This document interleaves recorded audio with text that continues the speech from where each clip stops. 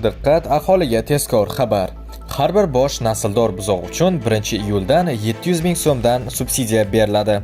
Assalomu alaykum qadrli tomoshabinlar, kanalimizga xush kelibsiz. Videodan to'liqroq xabardor bo'lishni istasangiz, oxirigacha ko'rib, like va podpiska tugmalarini bosib qo'yishlikni unutmang. Diqqat qiling.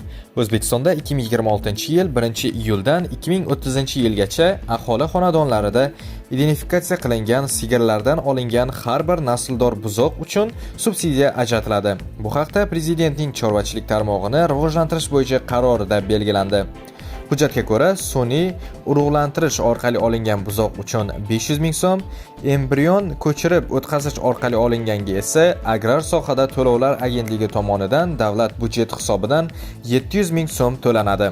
2026-yil 1-iyundan boshlab 2029-yil 1-yanvargacha xorijdan nasldor qoramol, qo'y va echkilarni O'zbekiston hududiga olib kirish qo'shilgan qiymat solig'idan ozod etiladi. Quyidagi yo'nalishlarda tijorat banklari orqali yillik 10% stavkada 4 yillik imtiyozli davr bilan 10 yilgacha muddatga kreditlar ajratiladi.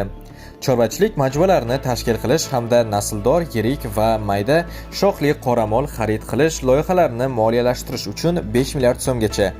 Chorvachilikda nasli buqalar urug'ini yetishtiradigan korxonani tashkil qiladigan tadbirkorlik subyektlariga qurilish, asbob-uskunalar va naslli qoramollar sotib olish xarajatlarini moliyalashtirish uchun 20 milliard so'mgacha.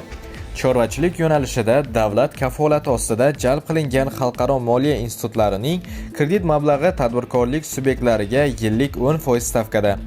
Hujjatda belgilanishicha 2027-yilda hosilidan boshlab yer ijara shartnomasiga asosan qishloq xo'jaligi tashkilotlarining paxta va boshoqli don joylashtirilganligi nazarda tutilgan yer maydonlarining 50% ozuqabop ekinlarni joylashtirishga ruxsat etiladi. Qolgan yer maydonlarida paxta va boshoqli don yetishtiriladi.